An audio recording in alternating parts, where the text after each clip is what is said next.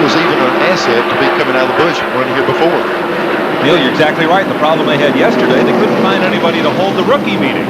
Most all the rookies, the Rookie of the Year candidates, have already won on this racetrack, and a lot of the Winston Cup guys have never even seen it. Well, we had two rookies on the pole, Mark Martin, Sterling Marlin, that never ran here before. Right. Earnhardt goes under Rick Wilson. Bobby Labonte tries to follow him through, but the door slams on his Ford.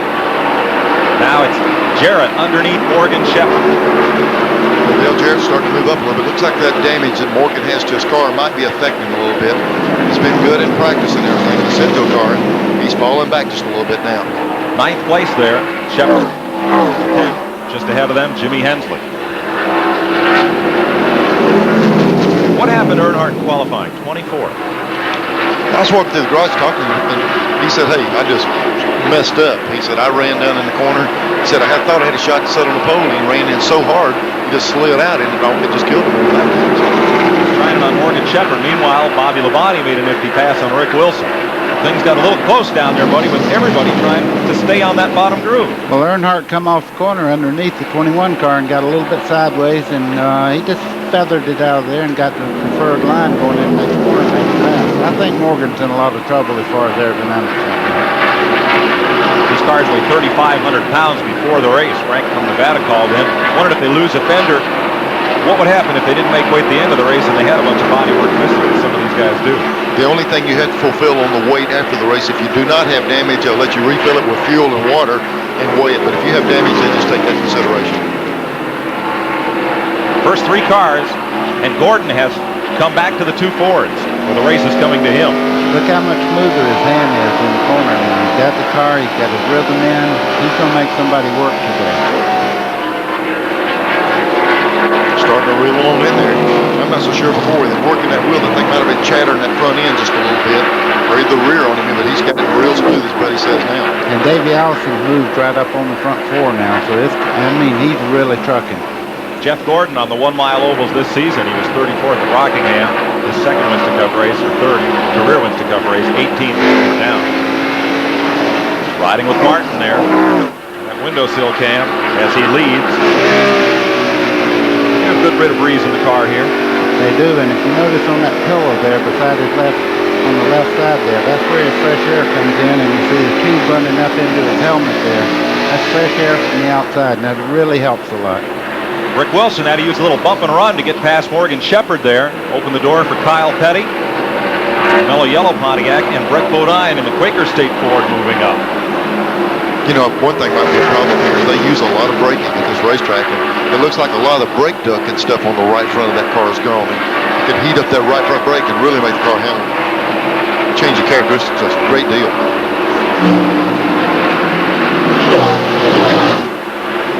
Kyle Petty moves up a spot on Shepherd. That'll move Kyle up into 13th position.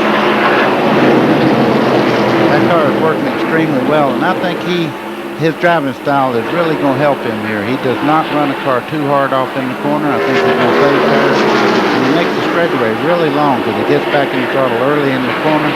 So I think Kyle will be moving up right on up to the front. So says Professor Baker of the Buck Baker Driving School at Rockingham, where Kyle Petty. You teach that move to your students down there? Yeah, why use the straightaway too far and then have to cut it sideways getting in the corner? If I'd have known that, I'd have won 400 races, I guess. There's Joe Nemechek. He's first one of the Winston Cup races he's ran. That car is not like one lease. That car is out of their shop. Whoa, we got a pass for the lead here. Sterling Marlin back to the front. And Davey Allison just goes by Gordon John Cox. Boy, I'm in there, aren't I? I just went back about 50 years, folks. We're not going out Saturday nights before the race anymore, Baker. Jeff Gordon in 4th spot and 3 Fords in front of the first Chevrolet. Here comes Davey Allison. And here's Dale Jarrett moving under Jimmy Hensley in the Purelator Ford, and Earnhardt. This looks like Dover.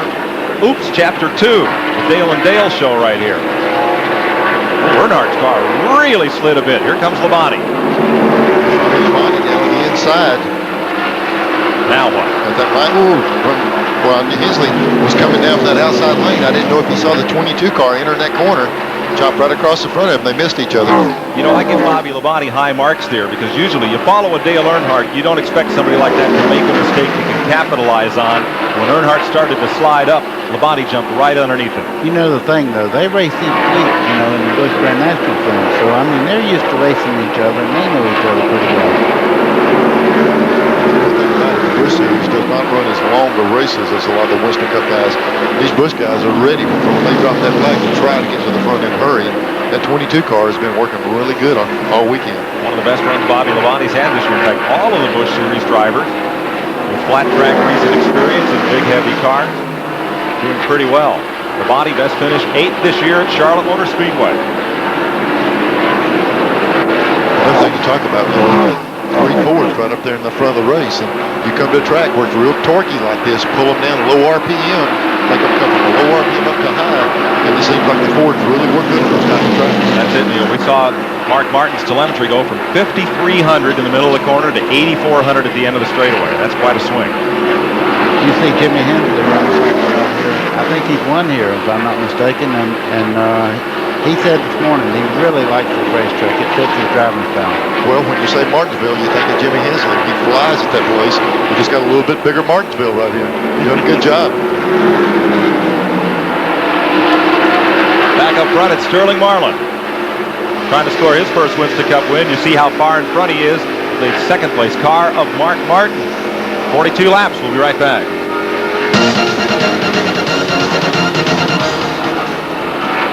Gordon Johncock. Gordon Johncock, where have you been for 20 years? You've been watching a Fastmaster. Okay. Okay.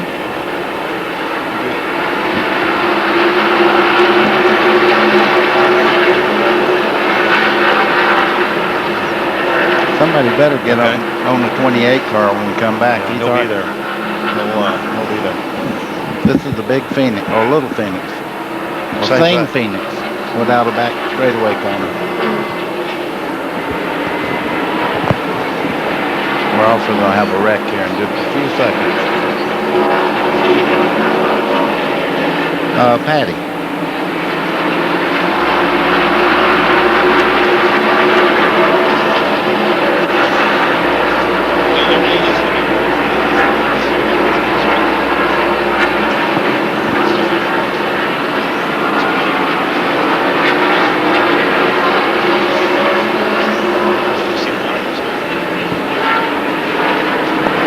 Rusty Wallace has moved from 31st to 16th and looks like he's really on the go here. Good.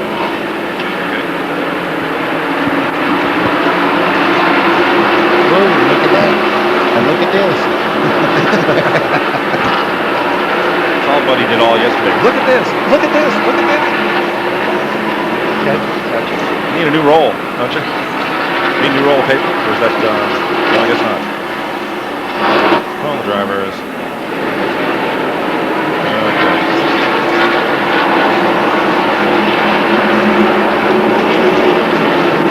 Okay.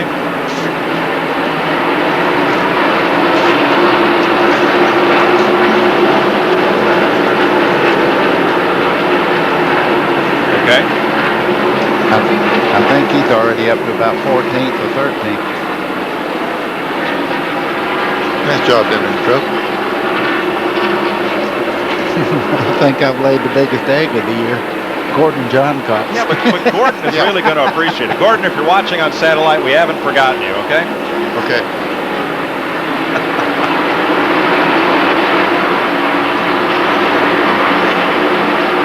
Welcome back to the Slick 5300 at the New Hampshire International Raceway, or Speedway. Back here in the garage area, the crew works on Kenny Schrader's car. I tried to get an interview with him. He's had a rough weekend. He said he wanted to go in the trailer and cool off. Here's the damage on Schrader's car. Upper and lower control arms on the left-hand side of the car.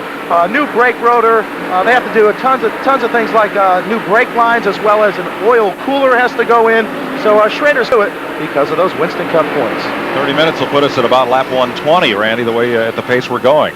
Here's a view from high above New Hampshire International, our Ray Vestas brake cam, provided by Ray Vestas, the best in brakes. And you see just how long those turns are.